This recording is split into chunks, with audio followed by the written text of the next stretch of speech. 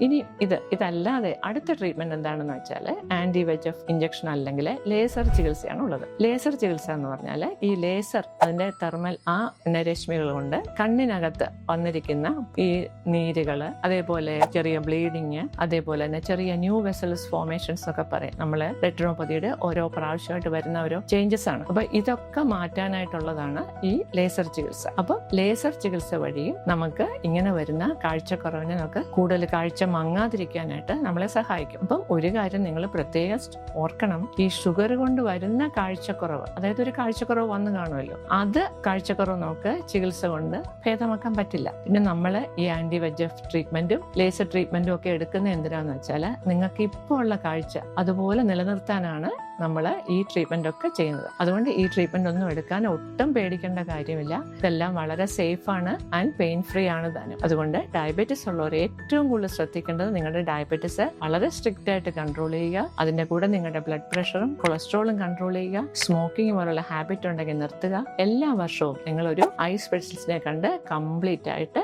നിങ്ങളുടെ കണ്ണ് പരിശോധിക്കുക.